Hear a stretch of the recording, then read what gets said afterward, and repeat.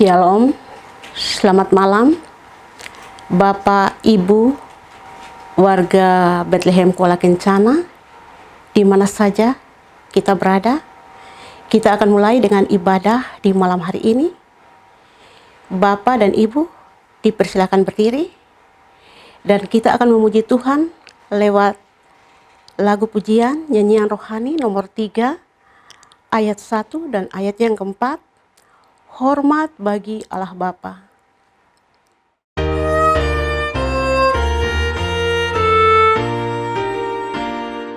Hormat bagi Allah Bapa, hormat bagi anaknya, hormat bagi penghibur ketiganya yang esa.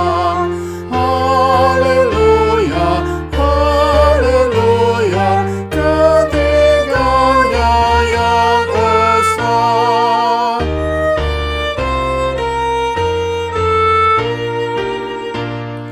Hormat bagi Raja Sorga, Tuhan kaum manusia. Hormat bagi Raja Gereja di seluruh dunia. Haleluya, haleluya, di seluruh dunia.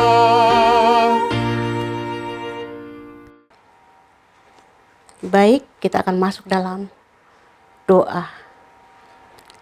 Segala pujian kami, hormat kami, syukur kami naikkan ke hadapan-Mu ya Allah Bapa dalam sorga.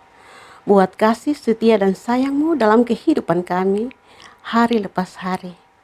Di mana di saat ini, di malam hari ini, Engkau izinkan kami selaku kaum Bapa dan kaum Ibu, kami boleh bersekutu, memuji mempermuliakan nama Tuhan lewat ibadah di malam hari ini. Kiranya ibadah di malam hari ini, mulai dari awal, pertengahan, hingga akhir ibadah ini, kami bawa dan kami pertaruhkan hanya di dalam nama anak-Mu Yesus Kristus, Tuhan dan Juru Selamat kami yang hidup. Amin.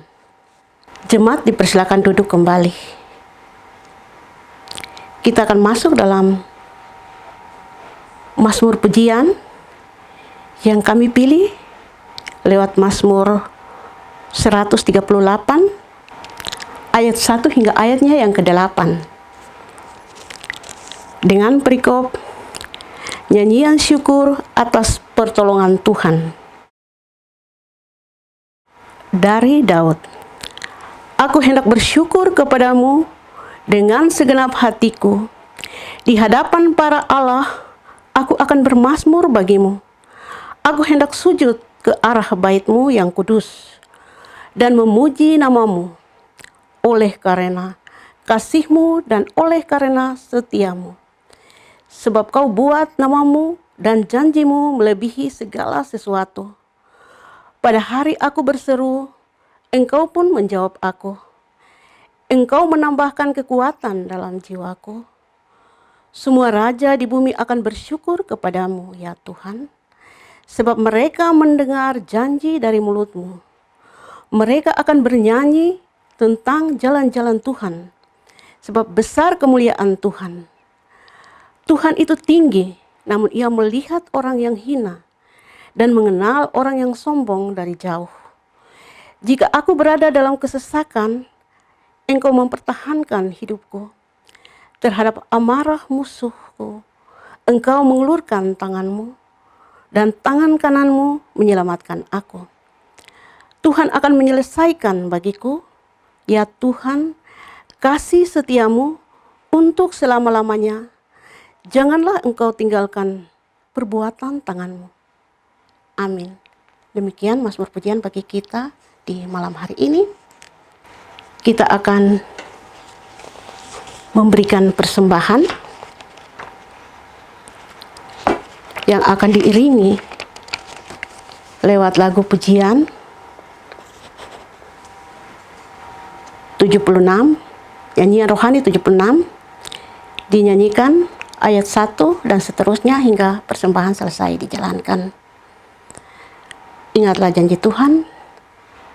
Tuhan mengasihi orang yang memberi dengan segenap hati. Tuhanku, berkat-Mu limpah.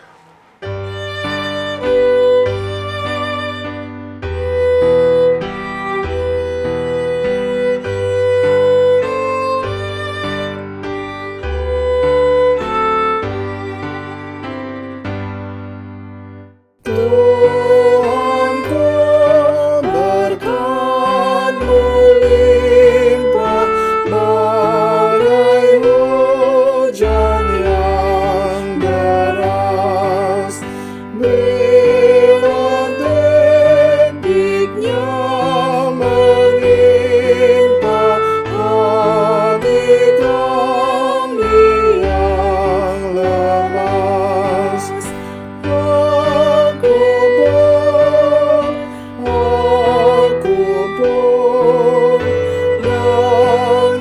melimpah aku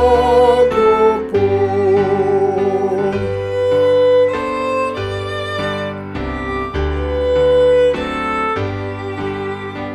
Bapa kami, jangan lalu ingat akan anakmu. Aku menyesal dan malu, ampunkanlah dosaku. Aku pun ingat akan daku pun. Baik Bapak Ibu, kita akan masuk dalam doa persembahan. Mari kita berdoa. Kembali lagi kami naikkan pujian dan syukur kami kepadamu ya Allah Bapa dalam sorga, di saat ini di mana Engkau telah memberikan kami kesempatan untuk memberikan persembahan syukur kami. Ya Allah Bapa dalam sorga, biarlah persembahan syukur kami ini Engkau berkati agar menjadi alat untuk memperluas pekerjaan-Mu, baik di tingkat sinode, di tingkat klasis mimika, bahkan terlebih lagi di tingkat jemaat Bethlehem Kuala Kencana.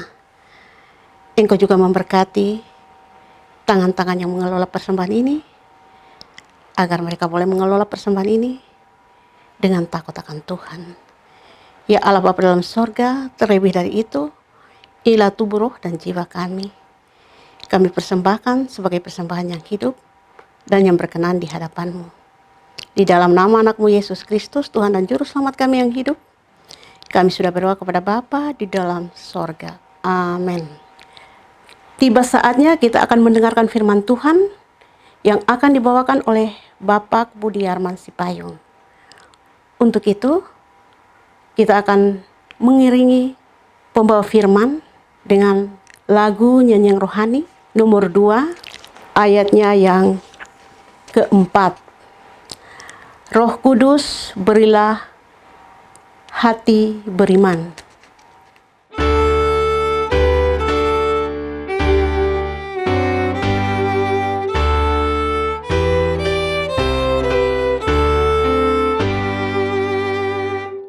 Roh Kudus, berilah hati beriman, persekutuanmu dengan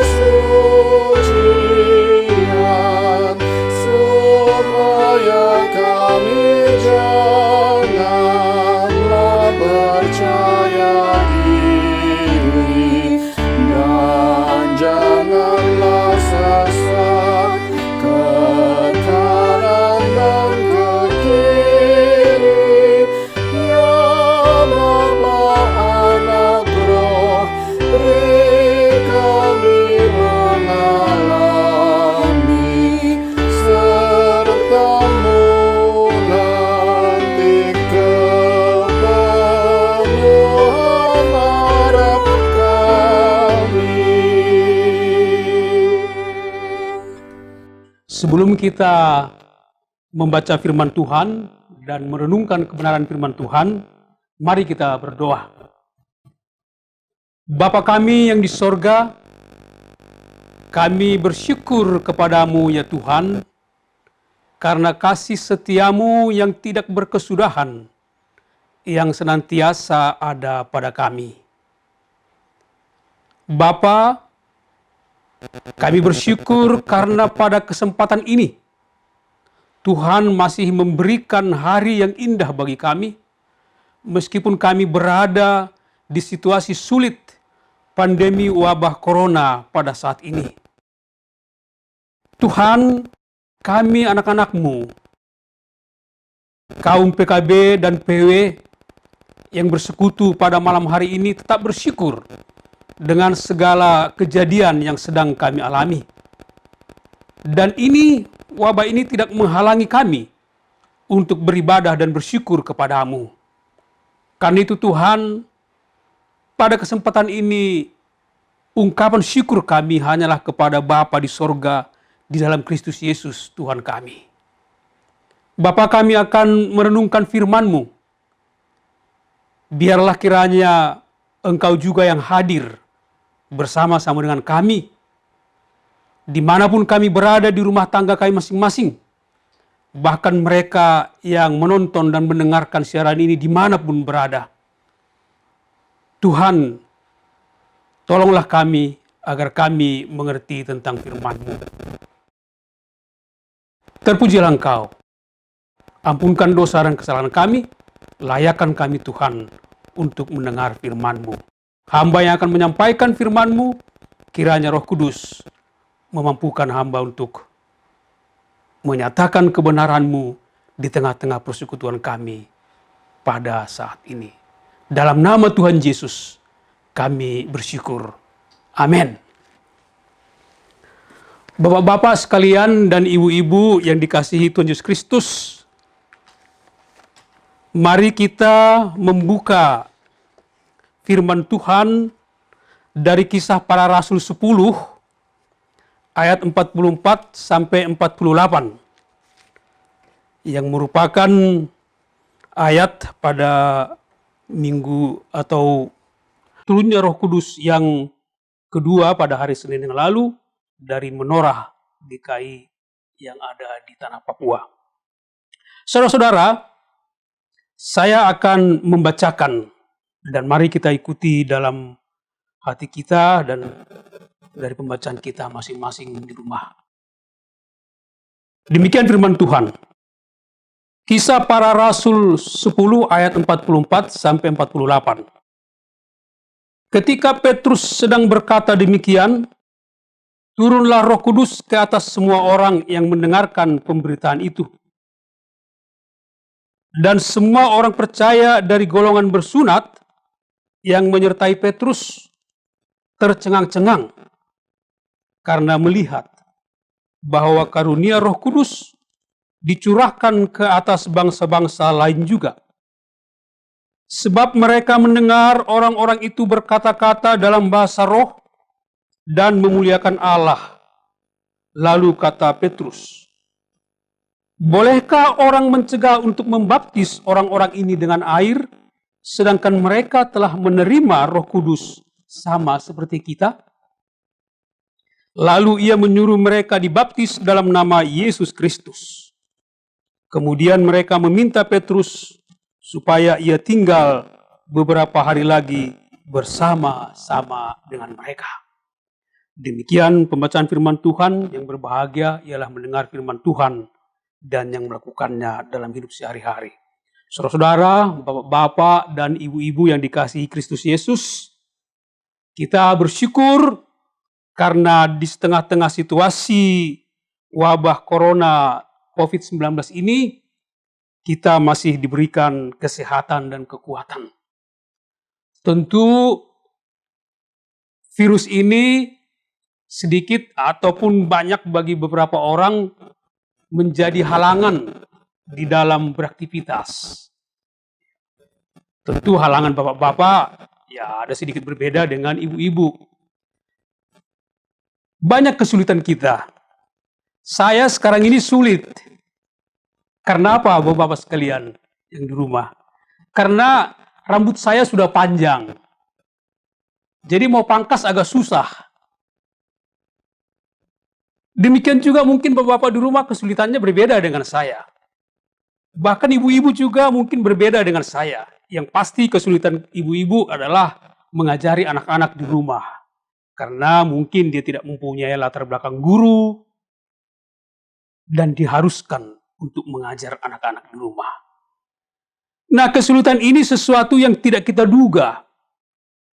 Nah, pada sore hari ini juga kita melihat ada seorang sosok rasul yang juga mengalami kesulitan dalam mengambil keputusan, sehingga harus Allah sendiri yang memberikan perintah itu kepadanya.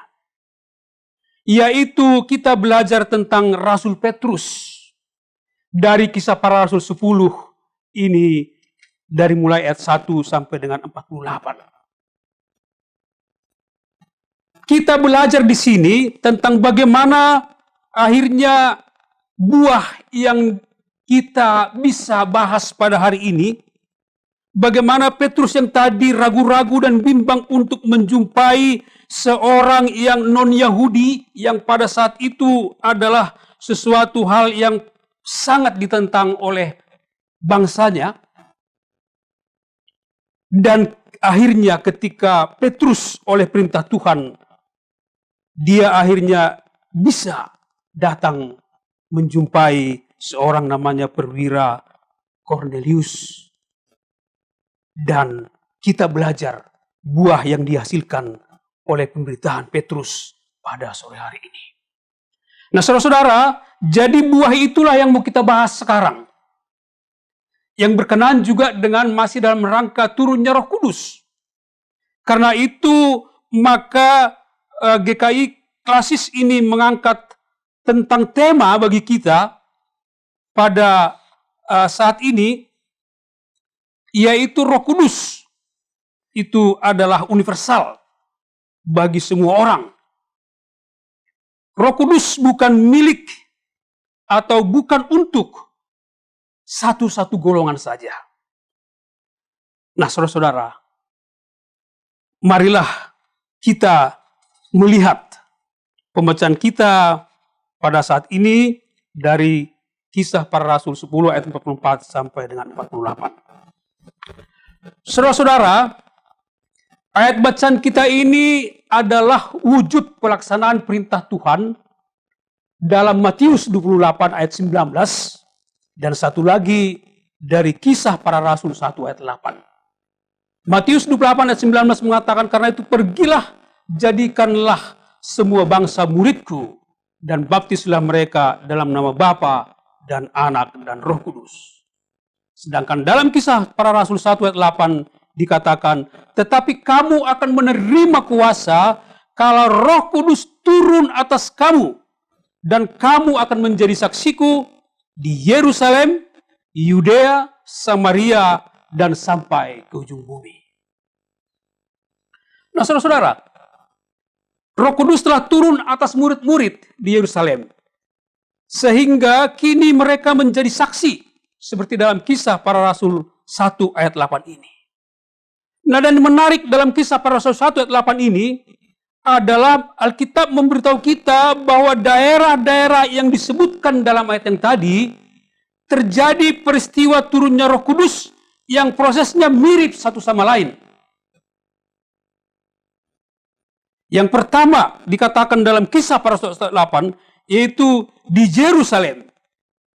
Yerusalem dalam Kisah Rasul 2 ayat 1-4 ini masuk dalam provinsi Yudea. Lokasi awal terjadinya peristiwa Pentakosta di mana Roh Kudus turun ke atas murid-murid yang dapat disaksikan karena Roh Kudus turun dalam rupa lidah-lidah api. Yang kedua adalah Samaria. Bisa kita baca itu di Kisah Para Rasul 8 ayat 17. Di mana Petrus dan Yohanes datang ke daerah itu karena mereka mendengar bahwa tanah Samaria telah menerima firman Allah, tetapi Roh Kudus belum turun. Di sana mereka berdoa supaya orang Samaria beroleh Roh Kudus. Dan ketika para rasul ini menumpangkan tangan, maka Roh Kudus turun atas orang-orang Samaria. Dan yang ketiga adalah daerah ujung bumi. Nah ini saudara-saudara. Ujung bumi yang menjadi titik fokus kita pada renungan kali ini. Di mana ini ujung bumi? Tentu di luar daerah Yudea, Yerusalem dan Samaria yang tadi. Itu berarti seluruh bumi. Daerah Yudea dan Samaria ini adalah daerah-daerah orang Yahudi. Samaria juga pada dasarnya adalah orang-orang Yahudi. Itu berasal dari ketika kerajaan Israel Utara. Tetapi mereka dibenci oleh orang Yahudi di Yerusalem karena mereka bercampur baur dengan bangsa-bangsa lain. Jadi ujung bumi selain tempat juga menyangkut kepada non-Yahudi. Dan pada sore hari ini kita melihat bahwa Korneliuslah orang non-Yahudi yang pertama kali menjadi Kristen dan bertobat dan menerima Roh Kudus. Dan kita lihat di ketiga wilayah ini, Roh Kudus turun dapat disaksikan. Di Yerusalem dapat disaksikan oleh para murid karena dalam lidah-lidah api yang tadi. Di Samaria juga dapat disaksikan. Bahkan disebut dalam Kisah Para Rasul 8 ayat 18 dikatakan seorang bernama Simon si tukang sihir melihat Roh Kudus turun atas mereka dan mau menyogok para rasul supaya diberikan karunia itu, sehingga ketika nanti dia berdoa kepada orang-orang begitu, dia mau menjual itu supaya orang membelinya sehingga Roh Kudus turun ke atas orang itu begitu. Dan yang ketiga, ujung bumi yang tadi, yaitu Kornelius. Di situ disaksikan juga oleh orang lain, yaitu 6 orang teman Petrus yang orang-orang bersunat. Mereka melihat Roh Kudus turun di situ. Nah, Alkitab menceritakan tentang 3 tempat ini dengan peristiwa yang hampir mirip, dapat disaksikan. Dan kemudian di bagian Alkitab lain tidak lagi menceritakan bahwa Roh Kudus turun dengan cara-cara seperti itu. Bukan berarti Roh Kudus selesai bertugas pada waktu Kornelius atau di Kaisarea. Bukan itu tugas terakhir Roh Kudus. Bukan, saudara-saudara. Bukan Bapak Ibu ya. Justru itu adalah proses yang akan berlanjut terus sampai kepada akhir zaman. Namun tidak lagi harus terjadi seperti itu. Peristiwa turunnya Roh Kudus itu menunjukkan bahwa Kisah Para Rasul 1 ayat 8 itu sedang dan telah digenapi. Itu berarti bahwa semua bangsa sudah terwakili dengan turunnya Roh Kudus.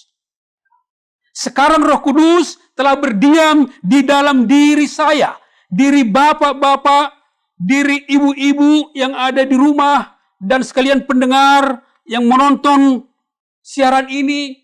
Telah ada berdiam di dalam jemaat, dan Rasul Paulus juga menyadari hal itu, sehingga ketika kita membaca tulisan-tulisan Paulus dan baca surat-suratnya kepada jemaat, yang menjadi hal utama baginya bukan lagi bagaimana cara Roh Kudus turun, tetapi sekarang adalah apa dampak Roh Kudus di dalam diri saudara-saudara, di dalam diri jemaat.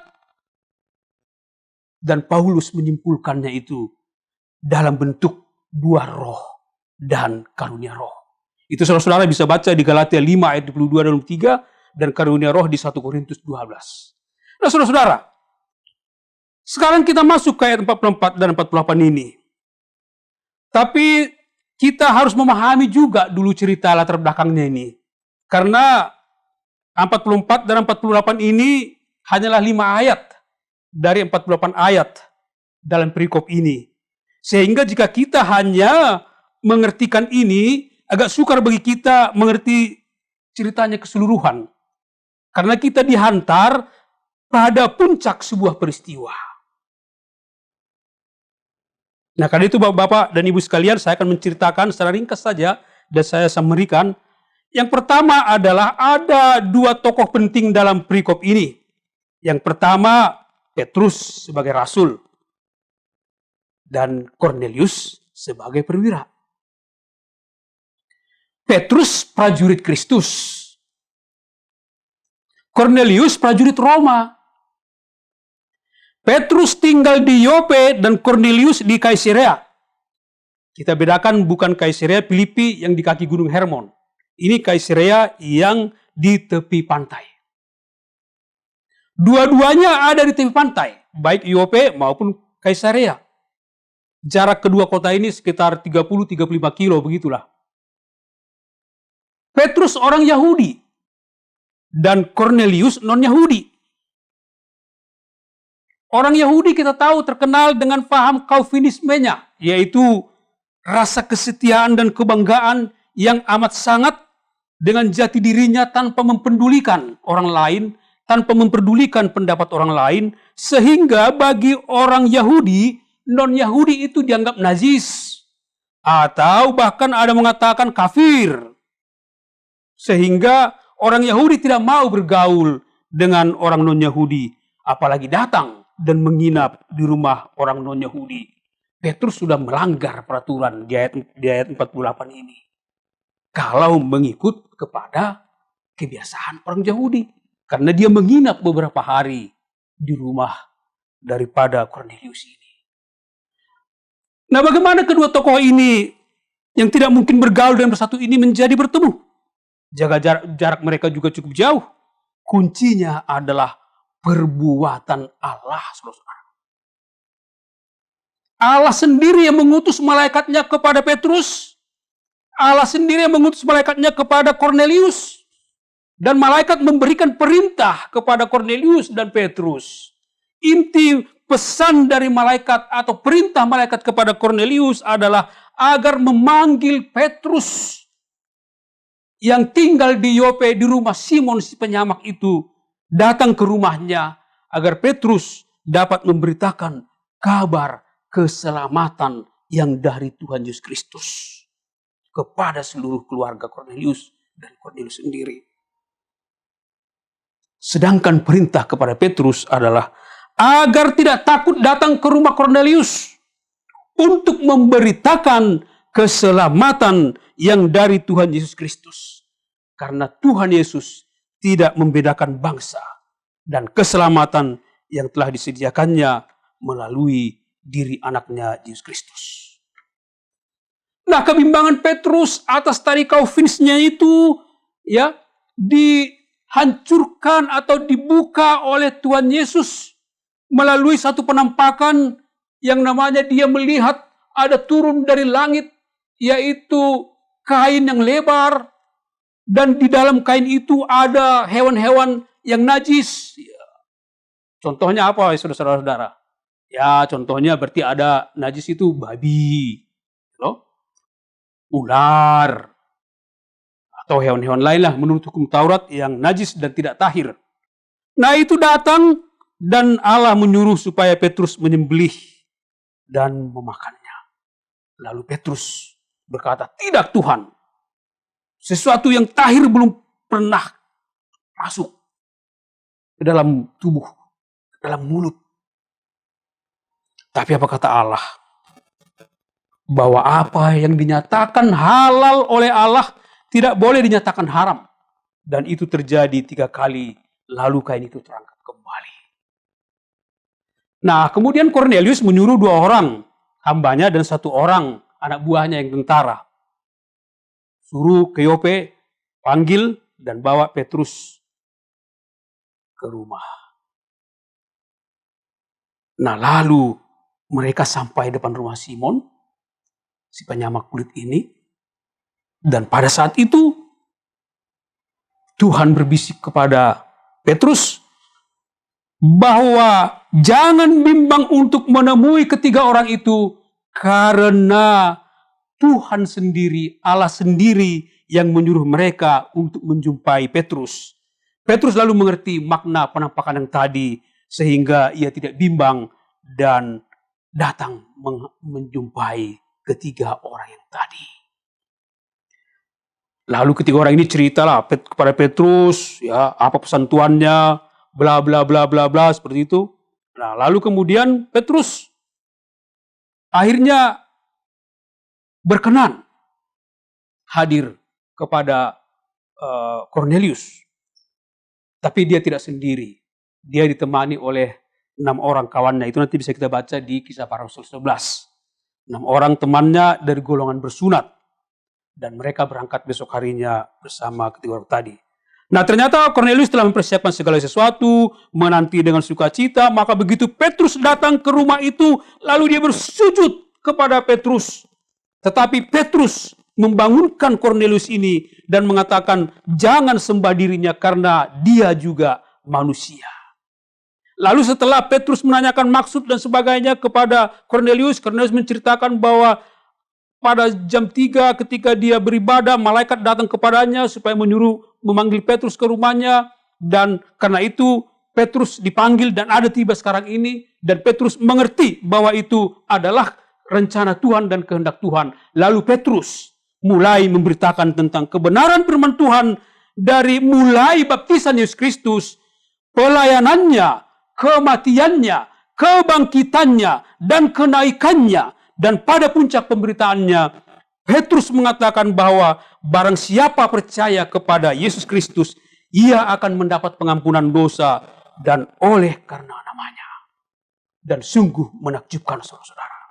Pada saat Petrus memberitakan hal itu, maka saat itulah Roh Kudus turun ke atas Cornelius dan seluruh yang hadir di tempat itu.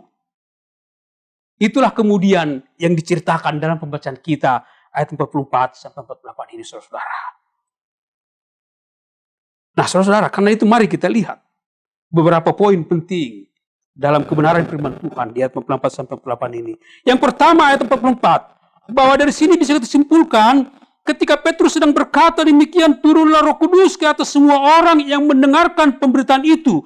Artinya bisa saya katakan bahwa di dalam persekutuan yang didasari Kristus, yang di dalamnya memberitakan tentang keselamatan dan pengampunan dosa, maka Roh Kudus turun di tengah-tengah mereka.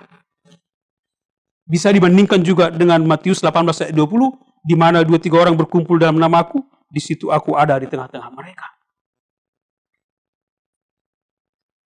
Persekutuan ini adalah persekutuan yang heterogen, yang dibentuk oleh Allah. Di situ ada rasul, ada perwira, ada hamba, ada apa lagi? Anak buah, itu ada 6 orang golongan bersunat dan yang tidak bersunat. Ya, tentu ada istri Cornelius, ada anak-anaknya kalau ada anak-anaknya di sana. Jadi persekutuan yang memang dibuat oleh Allah pada saat itu. Nah, saudara-saudara, jadi persekutuan itu yang benar adalah jika persekutuan atau jemaat itu didasari oleh Kristus. Dan isi pemberitaannya harus berisi keselamatan, pertobatan, pertobatan dalam Kristus. Jangan kita menyimpang dari hal itu, karena banyak sekarang gereja-gereja itu sangat disesalkan karena menyimpang ataupun timpang dalam pemberitaan tentang kebenaran firman Tuhan, karena hanya sebagian yang enak-enak saja yang diberitakan, ya toh. Sekarang ini ada 3 menurut saya yang perlu kita waspadai, yaitu gereja dijadikan sebagai hanya organisasi saja, gereja dijadikan sebagai sumber penghasilan saja, dan gereja lambang supremasi iman untuk maksud yang lain. Ini berbahaya ketiga-tiganya ini. Secara ringkas saya katakan di sini. Yang pertama, kalau kita jadikan gereja atau persekutuan kita ini sebagai organisasi saja, maka pelayanan kita akan cenderung kepada kaku dan birokratis. Pertobatan sangat jarang. Pertambahan jemaat hanya karena pertambahan kelahiran, karena orang tua Kristen. Tapi karena pertobatan itu sangat jarang terdengar. Akibatnya jemaat demikian biasanya suam-suam kuku dan cenderung dingin. Nah, demikian juga kalau gereja hanya sumber penghasilan akan berbahaya. Karena pemberitaan Injil itu hanya sebagai kamuflase untuk mendapatkan uang dan materi lainnya, saudara-saudara. Bagaimana caranya supaya dapat uang begitu? Berbagai caralah dibuat. Misalnya gereja kami adalah gereja aliran tentang berkat. Ya, jadi hanya membicarakan tentang berkat saja. Gitu. Kemudian dengan gereja kami, ya tentang penyembuhan saja seperti itu. Dan macam-macam lah sebagainya ya. Nah, dan itu sesungguhnya tidak salah. Tapi timpang karena tidak memberitakan tentang Allah secara keseluruhan. Sangat jarang mereka memberitakan tentang Allah yang adil dan berdaulat. Bahwa Allah juga adalah Allah pencemburu. Allah pemarah, hakim, dan yang membinasakan. Jadi harus seimbang diberitakan seperti itu. Sehingga ada pertobatan di dalam jemaat itu. Jangan kita hanya masalah mujizat, kemakmuran, baptisan roh, ya, kesembuhan melalui minyak-minyak tertentu, itu tidak salah. Tapi yang tadi menyimpang itu, kalau dia hanya memberitakan itu saja bahwa Tuhan itu seolah-olah itu saja. Padahal Tuhan itu adalah Maha Kuasa. Dia tidak hanya dalam bidang itu saja. Nah karena itu saudara-saudara, itulah aplikasinya tentang ayat 44 bagi kita. Nah kemudian satu lagi, gereja sebagai lambang supremasi iman ini juga berbahaya. Karena menganggap bahwa gerejanya saja yang penuh dengan Roh Kudus.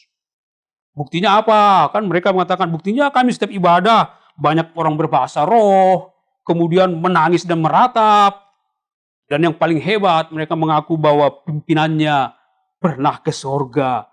Siapa yang bisa mengkonfirmasi itu, saudara ya toh? Jadi itulah menurut saya yang harus kita perbaiki. Kembali kita belajar bagaimana persekutuan awal ini, Cornelius dan Petrus di situ. Yang dibicarakan adalah pertobatan. Yang dibicarakan adalah kasih Kristus. Meskipun persekutuan mereka heterogen, tapi tidak menghalangi kuasa Roh Kudus turun atas mereka. Karena yang dibicarakan adalah Allah, Roh Kudus. Seperti itu. Nah yang kedua, saudara-saudara, yaitu ayat 45 dan 46. Ya. Dikatakan di sini semua orang percaya golongan bersunat tercengang-cengang. Berarti bahwa Roh Kudus itu bukan untuk satu bangsa, tapi Roh Kudus adalah Allah untuk semua bangsa. Dan dampaknya di ayat 45-46 ini adalah kita bisa bagi dua. Yang pertama, golongan bersunat tercengang-cengang. Yang kedua, golongan tak bersunat berbahasa roh dan memuliakan Allah. Saya kira ini suatu mujizat. Ketika Roh Kudus turun, maka akan menimbulkan dampak yang sangat luar biasa. Orang bersunat tercengang-cengang.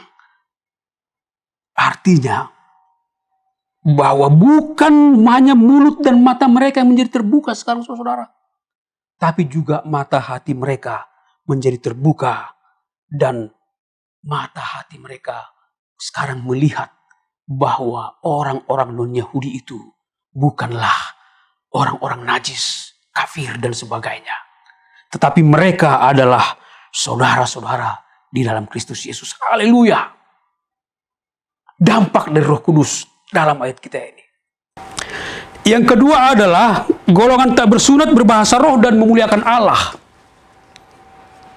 Ini dampaknya. Golongan tak bersunat itu Cornelius dan rombongannya. Berbahasa roh dan memuliakan Allah karena ada sukacita yang besar. Karena ada pertobatan massal yang terjadi saat itu. Pujian naik dari mereka yang bertobat. Mereka memuliakan Allah. Dan sungguh-sungguh suasana pada saat itu adalah penuh dengan kuasa Roh Kudus. Dan pujian kepada Allah itu sungguh-sungguh naik. Dan orang-orang di situ berbahasa roh. Dan Corneliuslah dan rombongannya yang pertama-tama menjadi orang-orang Kristen. Jadi bukan orang sipil yang pertama kali menjadi orang Kristen, tetapi adalah seorang tentara ya, yang kalau sekarang berpangkat letkol atau kolonel atau mungkin kapten lah seperti itu. Nah seharusnya jejak-jejak Cornelius ini bisa diikuti oleh para tentara dimanapun di muka bumi ini. Nah itulah dampak daripada Roh Kudus turun ke atas persekutuan yang ada di Kaisarea ini. Nah karena itu dapat kita katakan di 46 dan 45 ini bahwa jangan berpikir Roh Kudus seolah-olah hanya milik jemaat atau golongan tertentu saja. Roh Kudus itu untuk semua bangsa. Dan turunnya Roh Kudus selalu mencengangkan bagi siapa saja. Ya, bagi saya, bagi saudara-saudara, bagi siapapun di muka bumi ini. Ketika Roh Kudus turun, maka akan terjadi peristiwa mencengangkan bagi siapapun itu. Baik yang bersunat maupun yang tidak bersunat. Itulah dampak yang sangat luar biasa ketika Roh Kudus turun atas kita. Nah, yang ketiga, saudara-saudara, di ayat 47 dan 48a. Di sini dikatakan bahwa mereka dibaptis.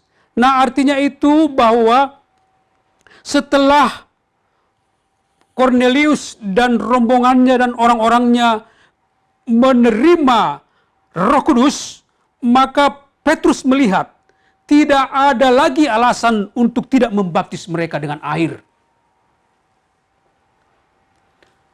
Lalu mereka dibaptis dengan air. Baptisan di sini berarti menunjukkan tanda yang kelihatan bahwa Kornelius dan orang-orang yang ada di situ sekarang masuk dalam persekutuan murid Kristus Yesus. Masuk dalam persekutuan di dalam Yesus Kristus. Sesuai dengan Matius 28 tadi. Baptislah mereka, jadikanlah mereka muridku dan baptislah mereka. Dan sekarang mereka masuk dalam persekutuan orang-orang percaya, saudara. Nah, di ayat 48b yang terakhir bagi kita. Di sini dikatakan kemudian mereka meminta Petrus supaya ia tinggal beberapa hari lagi bersama-sama dengan mereka. Suatu hal yang tidak mungkin bisa dilakukan pada saat itu, saudara-saudara. Tidak mungkin orang Yahudi mau tinggal menginap, jangankan menginap, untuk bertemu saja dengan non-Yahudi, itu tidak bisa. Dianggap najis. Tapi sekarang karena Roh Kudus telah memperbaharui bukan hanya Kornelius dan rombongannya, tetapi juga Petrus dan rombongannya, yang 6 orang tadi yang bersunat tadi. Sekarang mereka telah sama. Tidak ada lagi yang lebih hebat, tidak ada lagi lebih rendah. Kornelius tidak lebih tinggi atau lebih rendah daripada Petrus dan orang-orang bersunat lainnya. Petrus dan orang bersunat lainnya juga tidak lebih tinggi daripada atau lebih rendah daripada Kornelius. Semua satu di dalam Kristus Yesus karena Roh Kudus yang telah turun pada saat itu dan sekarang ini. Nah, karena itu juga peristiwa Petrus mau tinggal di rumah orang non-Yahudi itu adalah karena Roh Kudus yang telah memperbarui semuanya. Sehingga tidak ada lagi sekat-sekat. Nah, artinya bahwa Roh Kudus dalam 48b ini, Roh Kudus itu melenyapkan perbedaan, melenyapkan kesombongan, melenyapkan sekat-sekat sosial dan kemanusiaan yang pada gilirannya meniadakan perselisihan dan permusuhan. Nah, saudara-saudara, kalau saudara-saudara, bapak-bapak, ibu sekalian yang ada di rumah mengaku bahwa Roh Kudus ada dalamnya sebagai jemaat Kristen, Kristus, tetapi ya dengan saudaranya masih berkelahi, ya, dengan saudaranya masih bermusuhan, dengan kakaknya, dengan adiknya, ya, dengan orang tuanya masih bermusuhan, perlu dipertanyakan apakah benar Roh Kudus ada dalamnya. Karena Roh Kudus itu tidak menyebabkan perkelahian. Roh Kudus tidak menyebabkan permusuhan. Kita lihat di sini, justru yang tadi yang ada perbedaan, yang kontras tadi, sekarang satu di dalam Kristus. Karena Roh Kudus. Jadi, saudara-saudara, mari kita introspeksi diri. Kalau ada malam ini saudara-saudara, bapak, ibu sekalian yang masih bermusuhan dengan siapa saja pun, berdamailah. Berdamai. Bertobat agar kuasa Tuhan, agar Roh Kudus seperti firman ini benar-benar hadir di dalam hati saudara-saudara. Jika demikian, maka sia-sialah Anda, sia-sialah kita sebagai orang Kristen. Karena ternyata kita hanya Kristen KTP. Nah karena itu malam ini, mari kita belajar. Petrus mau tinggal karena dia sudah merasakan bahwa Tuhan yang mengatakan bahwa dia harus berdamai. Dia tidak bisa bilang lagi halal dan haram. So, apa yang sudah halal kata Tuhan, maka halal. Non-Yahudi adalah menjadi milik Tuhan bersama-sama dengan Yahudi. Nah karena itu saudara, sebagai penutup, dari pembacaan kita pada saat ini, dapat kita katakan bahwa Roh Kudus bukan dihususkan untuk bangsa Yahudi saja, tapi untuk semua bangsa. Roh Kudus sudah turun, dan kini Roh Kudus hadir dalam persekutuan yang didasari Kristus dan yang pemberitaannya tentang pertobatan dan keselamatan di dalam Kristus. Turunnya Roh Kudus itu pasti mencengangkan saudara-saudara. Bukan hanya pada golongan bersunat, tapi juga yang tidak bersunat, atau semua orang. Akan mencengangkan semua orang. Karena dampaknya yang sangat luar biasa. Dalam perikop ini kita belajar dampaknya itu, yaitu tadi, bahwa di sana akan ada sukacita. Di sana akan ada pujian dan memuliakan Allah yang maha tinggi. Di sana akan ada persekutuan yang semakin teguh, bukan persekutuan yang semakin retak. Di sana akan ada pertobatan. Di sana akan hilang sekat-sekat perbedaan.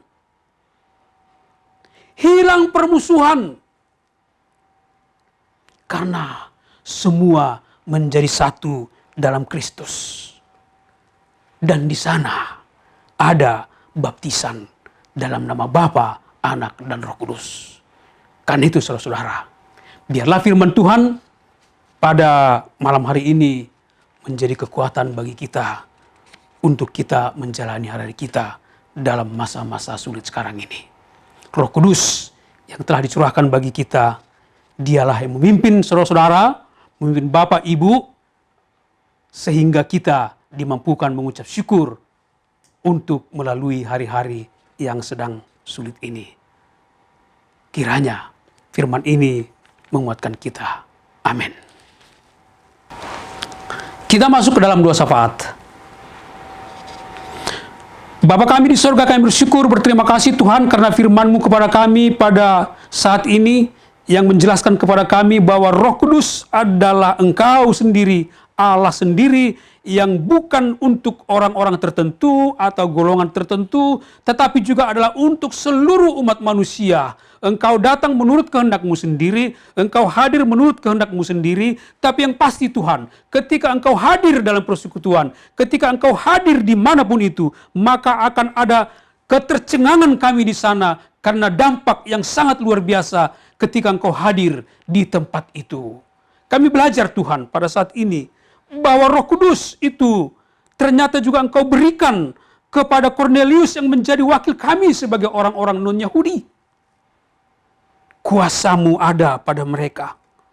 Dan pada saat ini kekal selama-lamanya, kuasa Roh Kudus tetap sama dan tidak berubah. Tuhan, karena itu,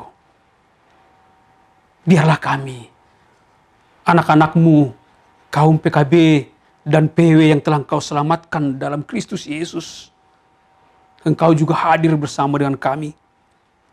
Sehingga kami Tuhan dapat melakukan kehendak-Mu. Kami dapat bertumbuh. Kami dapat berbuah. Dan yang kami hasilkan adalah buah roh. Itulah Tuhan tandanya kami pada saat ini. Engkau penuhi dengan Roh Kudus. Cara-Mu datang pada awal-awal itu adalah merupakan kehendak-Mu yang dapat dilihat dalam lidah-lidah api. Dan yang kami rasakan sekarang Tuhan adalah kuasa-Mu dan dampak Roh Kudus yang hidup di dalam diri kami masing-masing dan di dalam jemaat-Mu ini. Karena itu ajari kami Tuhan. Biarlah kami aplikasikan apa yang menjadi pelajaran kami pada malam hari ini, yaitu bahwa ketika Engkau hadir ya Roh Kudus dalam persekutuan kami, maka dalam persekutuan kami akan timbul dampak yang sangat luar biasa karena di sana akan ada sukacita, akan ada memuliakan Allah, akan ada pujian yang naik kepada Allah, akan ada persekutuan yang semakin teguh, akan ada pertobatan, dan hilangnya sekat-sekat perbedaan dan permusuhan di antara kami semua. Karena kami telah menjadi satu di dalam Kristus. Dan ada baptisan yang satu, yaitu dalam nama Bapa, Anak, dan Roh Kudus. Tuhan, mari, biarlah ini hidup di dalam kaum PKB dan PW yang mendengarkan ini pada saat ini. Terpujilah Engkau Tuhan, sempurnakan firman-Mu ini dalam hidup kami, agar kami bukan hanya pendengar firman, tapi kami akan menjadi pelaku firman. Bapa, kami berdoa bagi kondisi yang saat ini yang terjadi akibat mewabahnya virus corona ini. Tuhan, kami berdoa hanya Engkau sajalah yang menolong, bukan hanya kabupaten ini, bukan hanya Indonesia ini, tapi juga seluruh dunia Tuhan, yang pada saat ini terkena wabah ini. Tuhan, hanya Engkau yang sanggup menghentikan ini. Tidak ada yang bisa menghentikan ini Tuhan. Hanya kuasa Roh Kudus. Kami bersuka cita karena kami percaya Roh Kudus akan menghentikan ini. Tuhan, karena itu tolonglah kami, pimpinlah kami, dan biarlah Engkau pulihkan negara kami. Engkau pulihkan kabupaten ini. Engkau pulihkan perusahaan ini. Sehingga perusahaan ini dan semuanya dapat kembali bertumbuh seperti sedia kala. Tuhan, tentu kehendak-Mu yang jadi. Engkaulah yang mengetahui segala sesuatu. Kalau memang ini Tuhan merupakan awal atau merupakan suatu hal awal dari akhir dari dunia, penderitaan awal menjelang kedatangan-Mu kedua kali, terpujilah Engkau Tuhan. Kuatkanlah kami anak-anak-Mu yang ada di dunia ini, untuk kami tetap teguh meskipun kami menghadapi bahaya seperti ini. Karena kami percaya bahwa Tuhan menyelamatkan kami semua. Tuhan yang Maha Kudus, berkati kami semua kaum PKB, berkati pekerjaan kami, demikian juga kaum PW, berkati mereka sebagai ibu. Biarlah kami Tuhan PKB dan PW sungguh-sungguh hidup dalam kebenaran firman-Mu. Kami PKB, bapak-bapak sebagai imam, dan kaum ibu sebagai penolong, biarlah kami tetap saling mengasihi, saling percaya, dan terus bersekutu bersama, memuji muliakan nama-Mu. Karena di mana 2-3 orang berkumpul dalam nama-Mu, di situ Engkau hadir di tengah-tengah kami. Tuhan yang Maha Kudus, kami juga berdoa bagi seluruh para pelayan-Mu di GKI Bethlehem Kula Kencana. Tuhan juga kiranya yang menyertai berkati mereka. Saudara-saudara kami yang sakit Tuhan, biarlah Tuhan sembuhkan. Saudara-saudara kami yang dalam mengalami pergumulan hidup, Tuhan juga memberikan kekuatan kepada mereka agar mereka dapat menang atas pergumulan-pergumulan hidup mereka ini, sehingga iman mereka semakin bertumbuh dan bertumbuh melalui perjuangan dalam pergumulan-pergumulan hidup mereka. Tuhan yang Maha Kudus, berkatilah kami semua, kami yang mendengar firman ini. Terpujilah Engkau Tuhan. Inilah doa kami, doa yang kami alaskan dalam nama Tuhan Yesus, Juru Selamat kami yang hidup. Haleluya, amin. Kita akan tutup ibadah kita pada malam hari ini. Kita bernyanyi dari Kidung Jemaat 256, ayat yang pertama sampai dengan yang ketiga. Ayat pertama dan kedua dalam keadaan duduk, dan ayat yang ketiga kita berdiri, dan setelah itu kita menerima berkat. Kidung Jemaat 256 ayat 1 dan 3.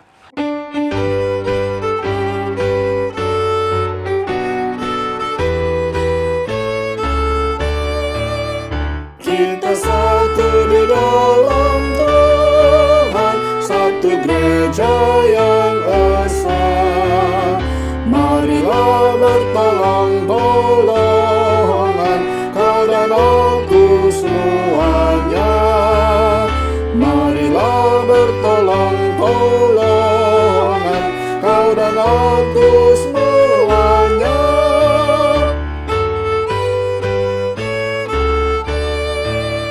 Hujan, air, dan matahari Tuhan berikan semuanya. Bulan bintang memuji-muji, memenuhi semesta.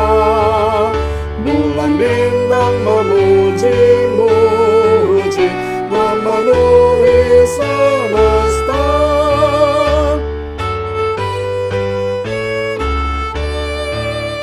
Tuhan selalu memelihara seluruh alam semesta. Kita pun disuruhnya juga menyatakan kasih-Nya. Kita pun disuruhnya juga menyatakan kasih-Nya.